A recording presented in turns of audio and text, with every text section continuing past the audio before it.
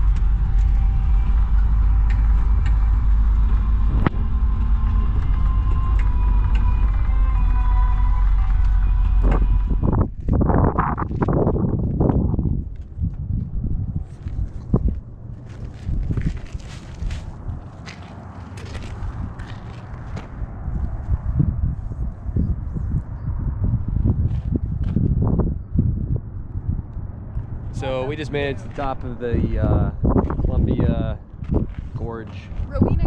Rowena Crest.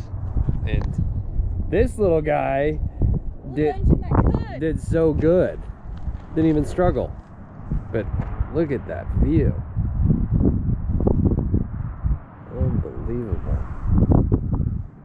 Are you talking about me or the water? I'm just kidding. Off you go.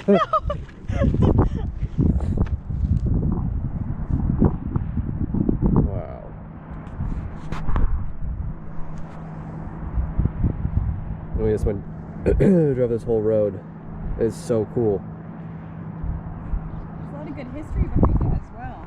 Yeah, from like the 20s, right? Mm-hmm. Can't tell you much more than that, but after we read that placard, I'm sure I'll be able to. So we're just chilling in the El Living Roomo. This is our favorite spot in the whole RV. Yeah. At least mine. Pretty amazing. But that's not the best part. The best part is we're eating peanut butter and banana sandwiches and drinking coffee to that view. It's epic. Yeah. And it's like a 360 view almost. You can go all the way around. There's so many windows in here. Such a cool view. I don't want to leave. That view. Insane. It's money. That is money. Wow. No one heard that. All right, that's it. That's yeah, also an interesting fact is this girl is quite ticklish. And she sounds like a hyena when you just keep it going. Yeah. You hear that? That is not the sounds of nature. That is Stevie. That is not a gaggle of hyenas. Oh no! That is Stevie. Oh no, I spilled coffee on you. That is Stevie. It's your fault. Just got slapped her in the back and things calm down. But back to that view. What's happening?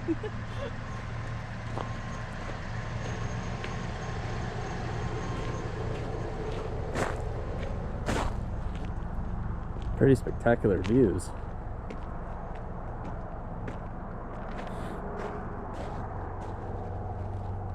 That's amazing.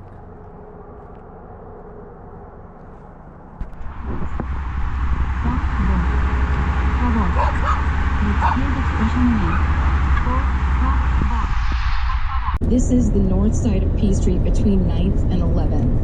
And it said it was a large 3-story building, so it's either this one, that one, or that one. Well, it's adorable no matter what. Cute. Okay. Does it still look like that, you think? I don't, yes. It's exactly like that, right? There's so mayonnaise. There's all those horses. Just fucking horses everywhere. Wild. Or under the sea. Free. So he builds this building, they move into an apartment in the building, and then So we there's are businesses in the building. changing out the radiator. We're somewhere in Oregon, but yeah, the thing's running like a champ. It's running a little warmer than I would like. It's not overheating, but it's, you know, 2 clicks to the left of the caution range, and I don't like a hot engine. I think heat is the death of an engine. So I bought a radiator in Portland, and I took it with me in case things got worse. And things haven't really got worse, but I'm going through a section of Utah and Wyoming that are really cold, and I think it's just better if I change this radiator out now. And the nice thing about these old Toyota engines is you can literally do the work on them yourself. Funnily enough, when I was trying to track down a radiator, which was kind of hard surprisingly, I got quoted $700 to change the radiator. So I'm like, I think I'm good. I can easily do this myself, and yeah, we'll get it done. So I'm not worried about it, and we'll get this thing back on the road and have a fresh radiator, so it'll be a happy engine. A trick though is burp. You got to burp the engine on these, and I learned that you got to be at an incline with the radiator cap, so the highest point is the radiator and the bubble will follow through. So if you're trying to burp a 22R or it's running hot, 2 tricks. Get a dual stage thermostat. That means that it's got essentially a large thermostat and a small one built into the same thermostat. It's crucial on these because the heater core returns the water much cooler to the thermostat, and the thermostat doesn't know what to do, so it closes back up, hence why it'll run hot. So get a factory 190 degree thermostat. Number 2 is run a 50-50 obviously coolant ratio, but run some water wetter with it too. I learned that that's a big thing with 22Rs. Just keeping these cool honestly makes longevity for these engines, which are already bulletproof, but it just ensures their reliability hands down. So I'm gonna get back to wrenching with this. Shout out to Advanced Auto Parts in Sandy, Oregon, because they are the only ones that had this radiator in stock. We called about 10 different places, and they were super helpful, super knowledgeable. But nobody had it. Yep, no one had it, so shout out. So I should get this radiator out and in about the next 15 minutes. So I'm gonna get to it, and I'll let you know what happens. A horse and buggy. And then we have just a horse and no buggy. Yep. Fixing the radiator. Thanks, technology. We are in the middle of nowhere. That looking like a hobo. Look at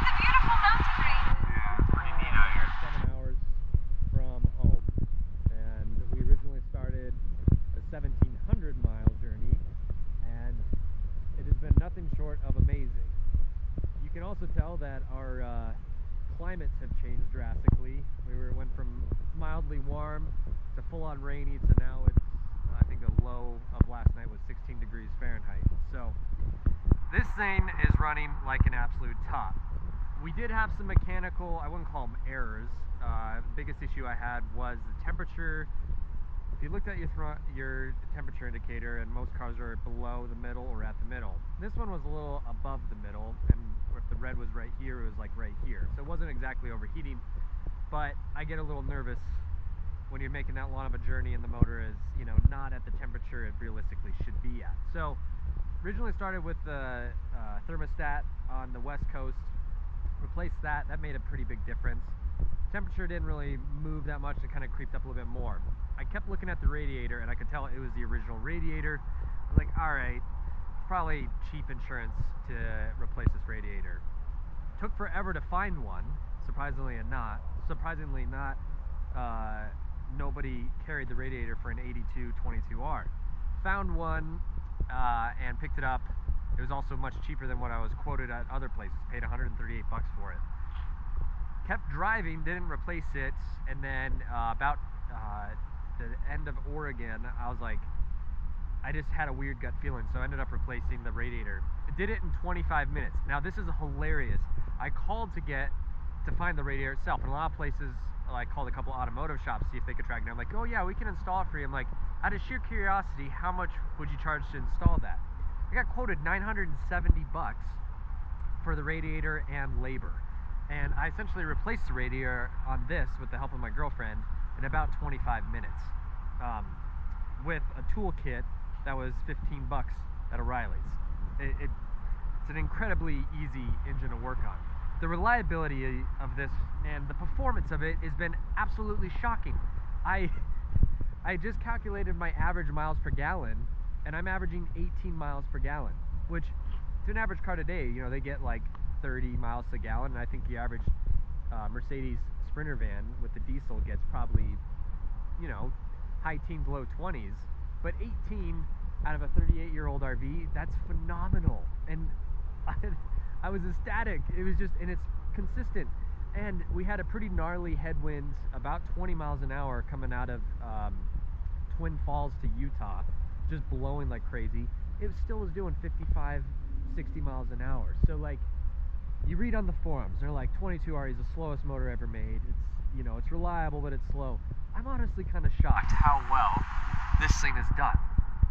It really has proven itself, and I have a lot more respect for the 22R than when I originally got into this. 38 years old. I mean, it's from 1982, and it's running like a champ. Temperature's a lot better also after I did the radiator too. Inevitably, I probably would like to do water pump as well. I don't know when the last time that was replaced, and new hoses and vice versa, but we're getting pretty close to home. The journey's not fully over yet. We still got about 8 hours, and we got to get through Wyoming. It's pretty cold out. The furnace is working like a dream, and the heater's working like a dream, so we're excited. It's been a really fun journey. It's been a very slow journey, you know, 55, 60 miles an hour, but it's been incredible, and I can see why people love these Sunraders so much. After spending, well, here's you know, our fancy 4 days, 5 days bedroom. Good morning. Really, Welcome to our crib, MTV. And it's fancy, all right. Got a little cubby. We got windows all the way around. 360 views. Yeah, so this is our bedroom area, and then obviously our living room area, but we'll tour that later. The furnace works amazing in this, and it's quite cozy. It is quite cozy. I guess you gotta get back to work. I know. I don't wanna. That's too bad. Don't tell work I'm taking a sick day. Don't worry, we just got a little tickles for you. I have 3 variables that I'm actually shocked about. This thing, from the books I've read, a 22R, this is a carbureted 2.4 cylinder, which every review you hear and read about is that they're the most bulletproof engine, and it has proved that on this trip. I mean, obviously I changed the radiator and all that, but that's I think that is just basic maintenance. had the original radiator. This thing's very reliable. Number two, it makes an astonishing 98 horsepower. 98 horsepower. Your average Hyundai today makes well over 200. And yet, we're cruising at 70 miles an hour. And we're at also altitude, so now we're at 6,000 feet. We're in Colorado. That's amazing. A lot of that has to do with it being a manual. Me driving. And well, apparently her driving. I have another RV, a 94 Winnebago, with the automatic, and it had the V6. This will outperform the V6, believe it or not. And why that is because automatics take so much horsepower. They take a certain percentage of horsepower to transfer the power to, obviously, to the rear diff and vice versa. I don't want to get scientific about that, but it's amazing how much more power you have with a manual. Not to mention like how fun it is to drive a manual in general, but a manual RV is the quirkiest thing I've ever driven, and yet it's so much fun. I would say the biggest things I'm going to do when I get home, and I've already like lost some sleep over it because I'm so excited, is I'm going to do the 5-speed conversion. So this has a 4-speed. I'm going to do a 5-speed conversion because I think it's obviously you have one more gear, and also how the gears are laid out, I think I'll get even more torque, better hill climb ratio. I'm also going to change out the rear end, probably to a Toyota T100. That also is going to give me a better ratio. Inevitably, the plans are for this is to lift it, do bigger tires, different diff, kind of make it where it can go on some pretty awesome off-road trails. I'm not talking about like hill climbs or any of that. Everybody, you know, says do the 4x4 conversion. I'm still on the fence, and why that is because I don't really do a lot of four-wheeling, and I drive a rear-wheel drive car through some of the worst winter conditions.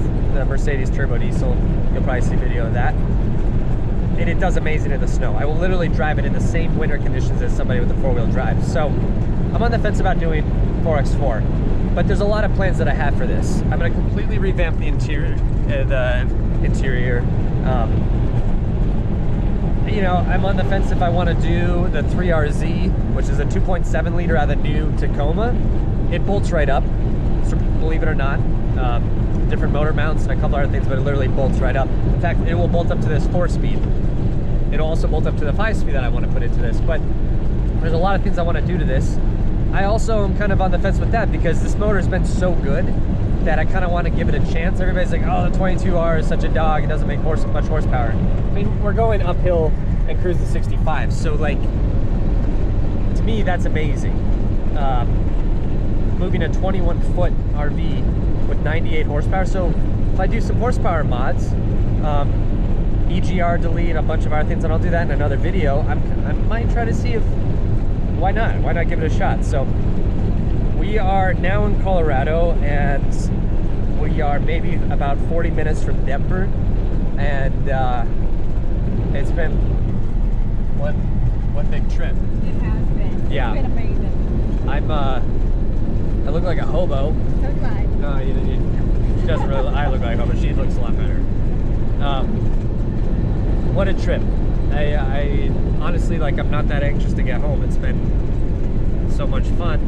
I've also kind of grown attached to sleeping in this and like just living out of this. And in fact, Nate's decided to live out of this full time. So if anyone needs an apartment in Denver, you know, yeah, there's a vacant 1-bedroom apartment downtown. You know who to call. But truly, it's been a pretty amazing journey. It's kind of hard to believe that we came from the Canadian border and now we're in Colorado. And all the stops along the way and all the good memories. We kind of had a little thing where we were trying a new coffee shop in every state that we went to, and we went to that one little one in Idaho, and it was so good. And so good. Where do you think was the best place to stop? Well, that's tough. What state has the best coffee? What state has the best coffee? That's, I don't know. What do you think has the best coffee? I'd love to hear it. So obviously, Washington, Seattle in general is known for their coffee. So we had a pretty good cup there, but I honestly think that little hole-in-the-wall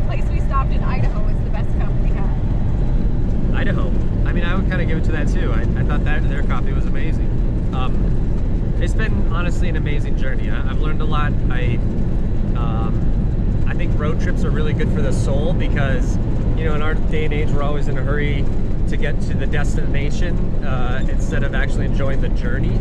And I feel with, you know, these RVs and doing, you know, 65 miles an hour, it gives you a lot of time to take in the scenery, a lot of time to, I don't know, you kind of refile your thought process on everything. And I love road trips. I think they're really good for the mind and for the soul. And I don't know, if you're thinking about doing a journey like this, I advise it in every way. Have a plan B. By all means, have a plan B, whether it's mechanical failure, have a little side money in case something breaks, all that, because the biggest thing is you don't want to add stress to a journey. And I think her and I have done enough journeys that we're kind of figuring out the system of how to really make it a valuable and beneficial trip to the mind and the soul. Not to mention, I mean, we brought home I've always wanted a Toyota Sunrader since day one. Like, you have no idea how bad I've wanted one, and we're literally 40 minutes from home with our dream RV. So what more could you want? Thanks for watching, and like I said, don't forget to subscribe and be on the lookout for more videos, because they're coming.